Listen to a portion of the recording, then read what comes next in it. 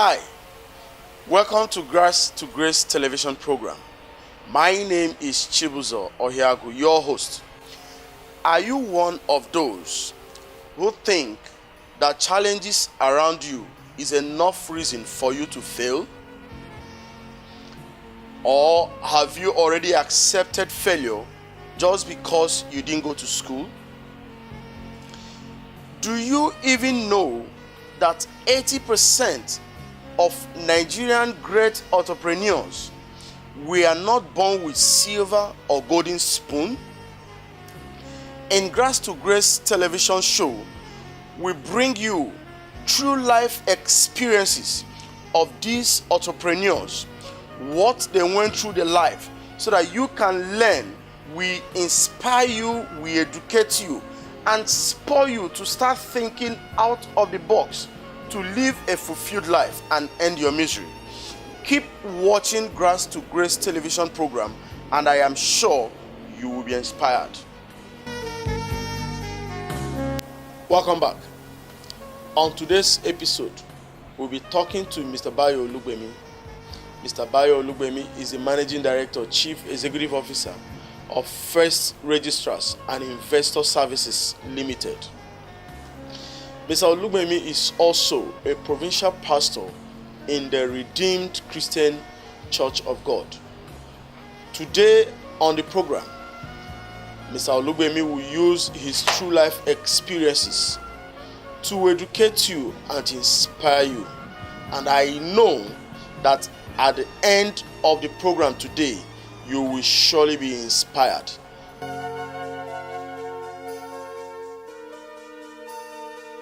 Thank you very much. My name is Bayo Olugbemi. I'm from Oyo State. I'm in my 50s and I've been working in the past 34 years in the banking industry. I work currently for First Registrars and Investor Services Nigeria Limited, and I've been on this seat for the past 16 years as the Managing Director and CEO. Prior to 2013, this company used to be a part of First Bank Group as a subsidiary. Yes, I know that the youth of today easily give up. And there's one thing I normally tell people: the fact of your background does not mean that your back should be on the ground forever. What do I mean by that?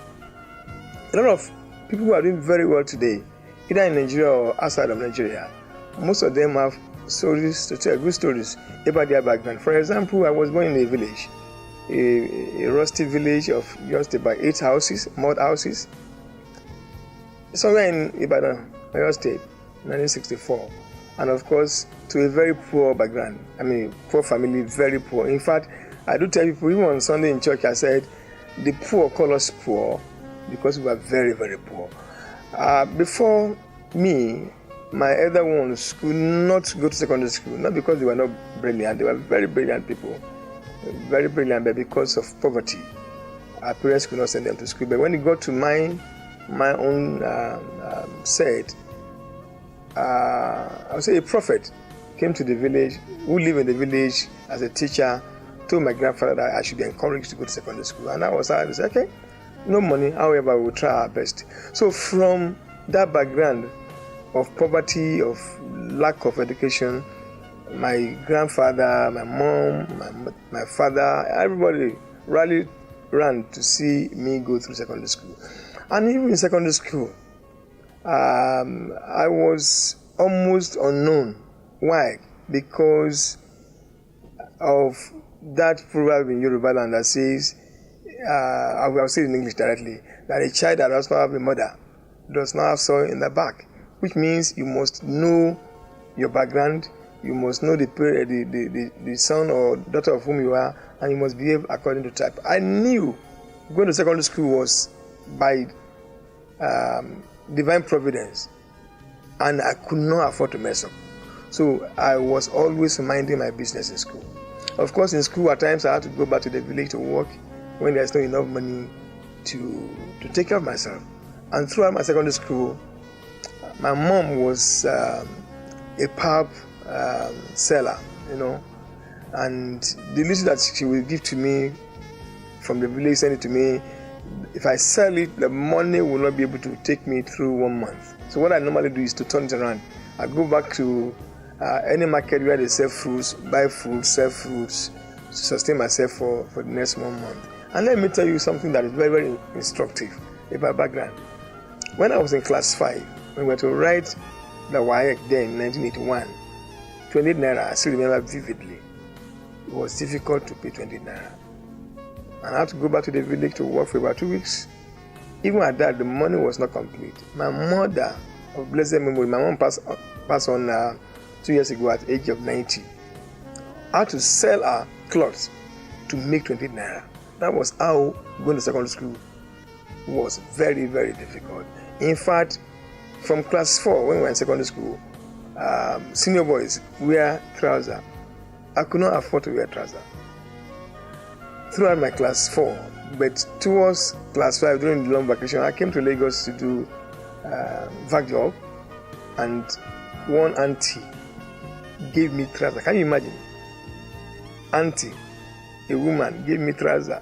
That was the trouser I mended to use in class 5, and it was not even pure green. It was dark green. Meanwhile, our uniform was light green with white shirt. But the school had to manage it. That it didn't have anyone at all. But now it has something. So that from that poor background, after secondary school, my parents said, "Bayo, we have done a bit. We cannot go further than this." After secondary school? Yes, we can't go further than this. Go into the world. The Lord will help you. And that was how I came to Lagos. Live with an uncle, my maternal uncle, who was selling meat in Itafaji. So I ended up in Itafaji selling meat to my uncle after school started. But luckily enough, as God will have it, after about 4 or 5 months selling meat with him, I got a job in Michelin Nigeria Limited. That's somewhere in Ijora. And and Ijora is not even far from here. So we are started about 34 years ago or 35 years ago. I'm still in that vicinity now. And what happened there? They gave me a job and they called it office assistant. But I knew within myself that I was a messenger.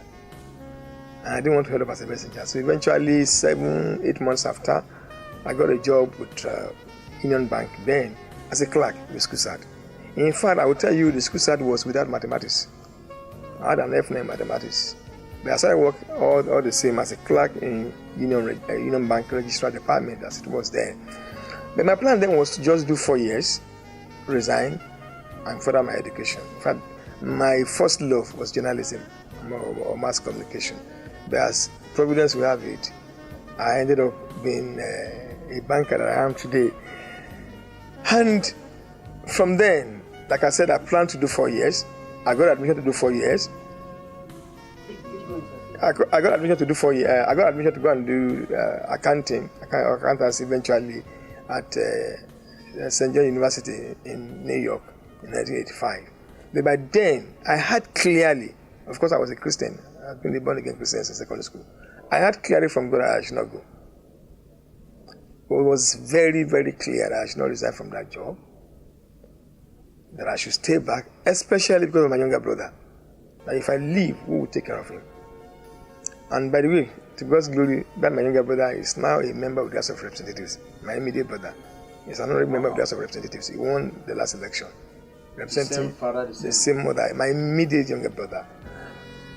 Going back, so, as I said, 4 years into Union Bank, I now started to write the exam of professional banking exams, CIB, Institute of Bankers Nigeria, as it was then called.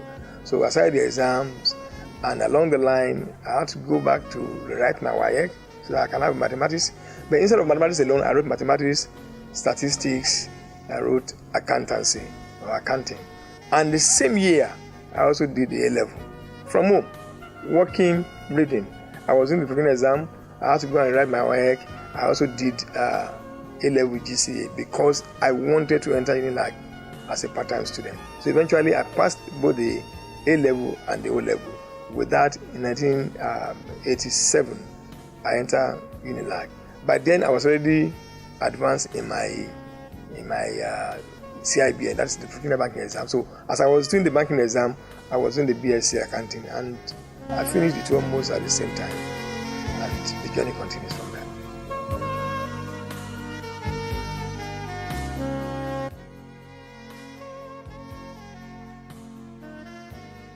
Often have people say, I'm into this crime, I'm into that crime, just because I don't have parents. And like I said in my opening word, I said the fact of your background doesn't mean that your back should be on the ground forever.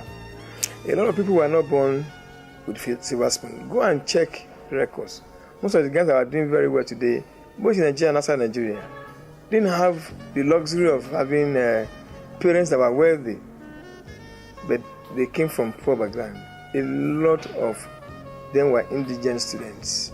A lot of them have no parents. In fact, the fact that you have no parents doesn't mean you will not do well in life. I have examples of many. In fact, I will tell you a story of two twins who had no parents, but they were raised by two different people. But one chose in life to be a criminal because I had no parents, therefore I was abandoned. But the other one, despite no parents, he struggled, strived, and eventually he turned out to be a good and wealthy person. For example, like I said in my own case, I had parents, but they had no money. And nobody also encouraged them to send anybody to school before me. I was the first to be sent to school by my parents. First, and I was not the first born, not the second born. I'm actually number 5. But yet I was the first to go to school. The other ones before me were brilliant children. In fact, we were more than 5, but some of them died along the line. They were brilliant children, but they were not sent to school. So even despite that background, I still strive to go to school. I could have chosen to say, I have a good job in the bank. How much was I earning when I started First Bank, Union Bank, in 1982? I was on 194 naira per month. What could I do? Not much. Can barely fend for myself alone. But at that point in time, even at that point, I was fending for myself, and immediately I got a job. I took over my younger brother.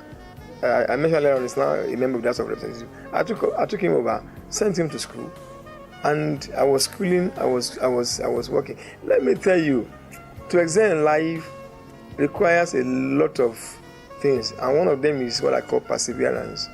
One of them, in fact, the most important is you must have a vision. Vision, and vision is looking beyond today. Simply defined. Looking beyond today, looking ahead, looking to the future. And like I said, with school start, no mathematics. Those days when I write my books, when I buy books, when I put my name there, I list all the degrees I want to acquire in life. ACIB, LLB, BSc, MSc, MBA, PhD. With school start, no mathematics. But to God's glory, all that I've achieved today except the PhD. And the PhD, I want to see you, I've got admission about 2 or 3 times, but because of exigencies of job and some other things I do, I've not been able to do it. So every other thing that I planned in life to have, I've gotten it. If I have 2 master's degree, why are you doing this work? So it's about your vision. And of course, your vision, you must add what I call action. You must add action to your vision. Because if I had a vision and I just sit down somewhere, for example, when you came in now, you saw a seat here. If you refuse to sit down, you will be standing up. If there's a chair there and you don't sit on it, the chair cannot beg you to sit on it.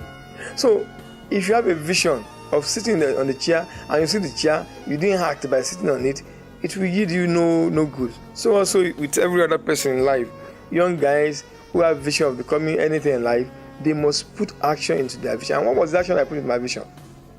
I decided to make it in life. I decided to read. I would have said, hey, I'm already working in the bank. I didn't need anything again. I knew many of my colleagues there and said, hey, what are we looking for? And those days in banking, with your school start, if you are doing your work, you will be promoted as I one day. But I was not content with just being promoted to the next level. I wanted to be on the top. So I had to go back to rewrite my WAEC because of mathematics. While working, I went back to do A level. I went to do a BSc. While working, I was working, I was reading. At times, after work, 6, 7 p.m., I will continue in the office reading. At times, I can count number of times I've lost count of number of times that I have to be in Idumota around 12 midnight, looking for a vehicle to go back to where I was living. All that I was doing because of a greater future, and that is the future. So today, as it was then, it's still the same today. There are opportunities, it abounds. The story of one young lady that was picked just 2 weeks ago, selling bread, Olajumoke Oshaguna. Yes, it's a story that comes easily to mind. I'm inspired. If that lady resigned to faith and is sleeping around with men because there's no job, if she was not on the road selling her bread, she won't be picked up by T.Y. Bello, the photojournalist who was just doing his own photo shoot, and eventually did a photo shoot of him, and it went viral, and everybody was looking for her. What she had was what she used. She was hardworking. It's another point to note in the ladder of life or journey of life. You must be hardworking. Whatever you are doing, whatever you find your heart doing, do it very well. You don't have to go and steal. You don't have to become an harlot. She was selling bread, and that bread now has catapulted her to the world. So whatever you find your hand doing that is good, that is not evil, that is not criminal, do it, and you get to the top.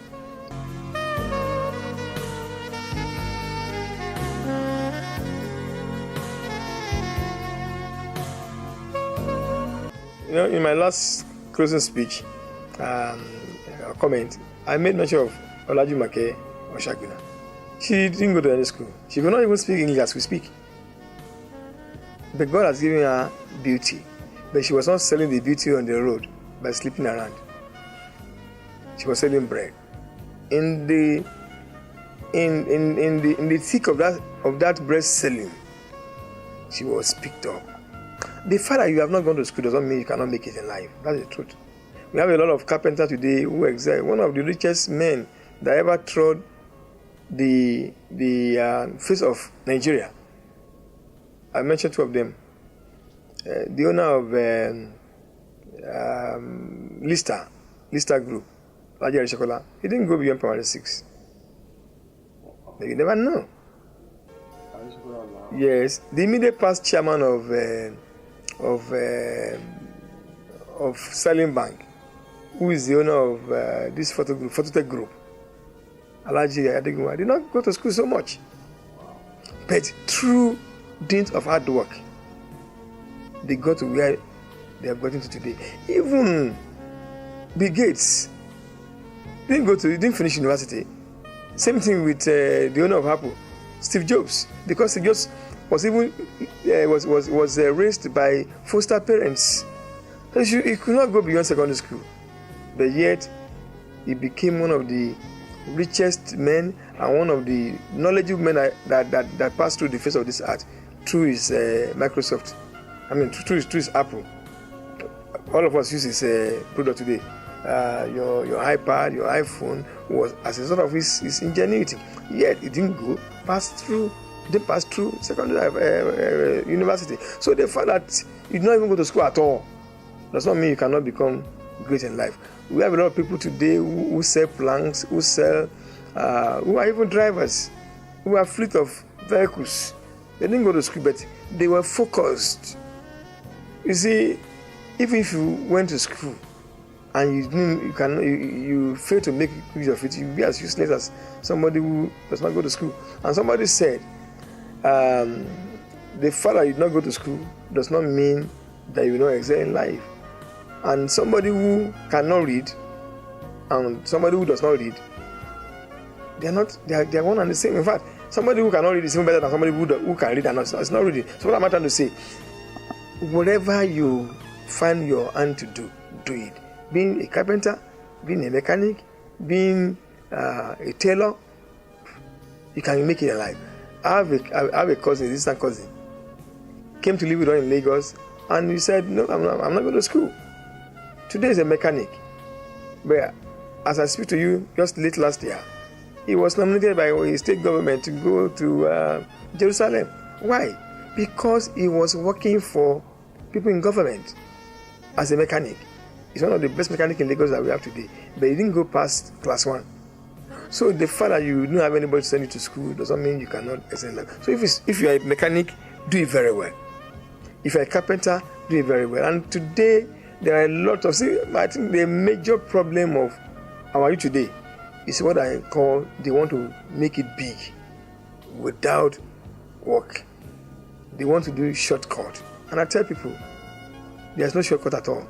Because shortcut will only cut short your life. People today go about riding Okada instead of them to go and learn a trade. When we were growing up, people that could not go to school, learn a trade. Today, people don't want to learn a trade any longer. They want quick money, quick fix. And I tell you, if you don't delay your gratification, you may die before your time. We should know what I call delay gratification. You want to make money, wait until it is ripe. And when is it ripe? When you learn a trade, when you learn a vocation, be a carpenter. Riding Okada cannot last you forever, because at the point in time, you may even get accident, you may even die, you may even lose your life. But if you learn a trade, a carpenter, look at MIC today. MIC Casket, one of the biggest in Nigeria. Their father was a carpenter. He turned to what we call it cozy maker those days. It's not casket then. But along the line, this guy went to school, came back, took over from the father, and repackaged the business.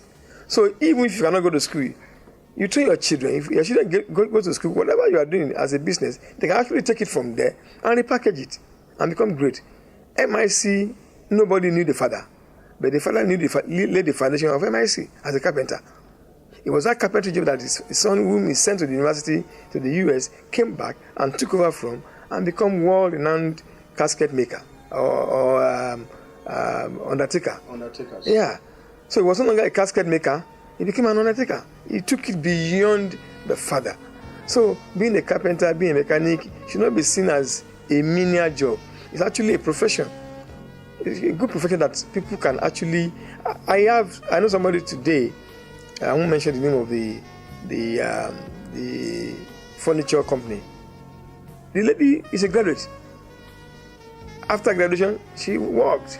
But she told the parents, I want to be a carpenter. And they saw her as if she was mad. But she said that's what she wanted to do. She left a plum job to go and learn carpentry in a carpenter's workshop.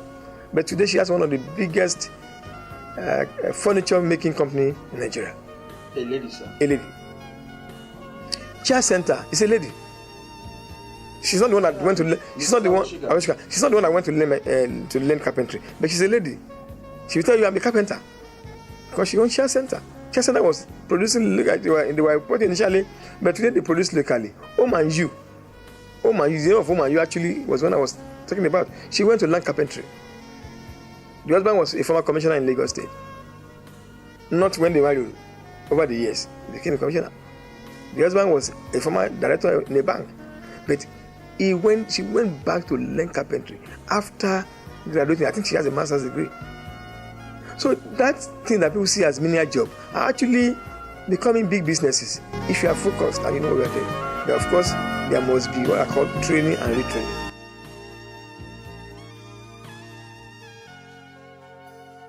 There's a mantra that says ideas rule the world. Not money, not fund. It's idea that rule the world. When you have idea, when you have creative idea, you will see people who will bank on you. When your idea is bankable, you will see people who will be ready to support. Let me tell you, like you mentioned in passing, money is not everything in business. The first thing about a business is you must have passion. When you have a passion for what you are doing, that passion can become a business. I've seen somebody before. How did it start? You go and buy pawpaw, cashew, pawpaw, banana, all sort of fruits, okay? Pineapple, and cut them into pieces and buy plastics, those small plastic, and be distributing in the offices. Today, she's in millions. And she didn't start with up to 5,000 naira. Just go and buy fruits. But instead of just selling the food out there, she was putting them, packaging, say about packaging. Was packaging them and selling them in offices. And before you know it, it has become a business. I know people who today, the only thing they do is they look at people who are very busy executives, cook for them. Food that will last them 1 week. Those guys buy and they put them in their freezers without having so much money. I know somebody who, from that, she has her own car, she has a distributive network today, and she didn't start with anything much, maybe with less than a bag of rice, because she knows how to cook, and she turned that passion to become a business. So what I tell people is that thing you have passion for, without even having money, you can turn it to a business. You see, the problem with majority of our youth today is that they want to start big. Go and ask Aliko Dangote, the richest black man today in the world, the richest African. He didn't start big. He started very small. Yes, you may say he has an uncle who was a big man. Fine. But even at that, he started with small distributive trade. Today is a manufacturer of cement and other things. But he started very small. Go and ask Otedola. Otedola started business. Even when he was in school. How? When he loves posh things. When people come to their house, his father's friends, he will polish their shoe for them. And they will give him money. Started from there. I started a business. Even when I was in school, I told you, I was selling fruits. Fruits. Any fruit in season, when I was orange, when I was pineapple, anything in season, I was selling to make money. And that's what I mean to secondary school. Up to recently, I was selling chicken, turkey, rice, anything that comes my way. I've been a trader all my life, without little or nothing. So it's not an excuse to say because in fact, I still preach it in church on Sunday. That because I don't have money, that's why I'm an harlot. Because I don't have parents, that's why I'm an arm robber. No, it's what you want to do. The Bible says, as he thinks in his heart, so is he. So what you want to do is what you're doing. Somebody said a thief is not a thief because he stole or because he has nobody, but he's a thief because he wants to be a thief. So enough of I don't have. If you have a passion for something, you have an idea, put it down on paper. You will see, you may go to first person, second, third. By the time you go to the 10th person, you may somebody say, okay, how much do you need? Oh, 200 naira, take. But the problem is that people come, I've seen a lot of people bringing projects. They want to start with 5 million naira. Who will give 5 million naira? You have never handled 1 million. You have never handled, 100,000 naira in your life. You want to handle 5 million. It can't work. Somebody has brought proposal to me before. She wants to do pure water and she wants to start very big, 10 million naira. And I ask, how much do you have? I don't have any amount. Even nobody will give you. No bank will give you. No internet will give you. But you say, oh, I love doing camera. I've seen a camera I want to buy, 50,000 naira. I have 5,000 naira. Can you help me? I will understand. But somebody come to me, I want to be doing events management and I need 10 million. Come and give me. Nobody will give you. Start small and grow big. And I find out that I tell people, it is good to grow up, not to go up. I tell people it's better to grow up than to go up. Because if you grow up, it means step by step. And when you do step by step, you will not fall. But when you don't start a building by roofing. You start from the foundation. So if you grow up, it means you start from the foundation and you begin, like myself, I told you I started banking as a clerk with school start, but I've gone to this level now. As a messenger, as a messenger, yeah. My first job was, they called me office assistant, but I knew I was a messenger in Michelin in 1981. So from there, but today, tell a young chap, there was somebody in my church some years ago, and he was jobless with school start. Maybe school start failed. And I said, okay, you know what? I was then producing pure water. I produced pure water in Lagos in the late 90s, early 2000s. I said, okay, I have a pure water factory in Army Barracks, in Ojo. Go there. I will tell the person who's managing it, they can give you $5, $10. When you sell, you bring back my money, take your profit. You look at me, say, Pastor, if I'm your brother, you ask me to sell pure water.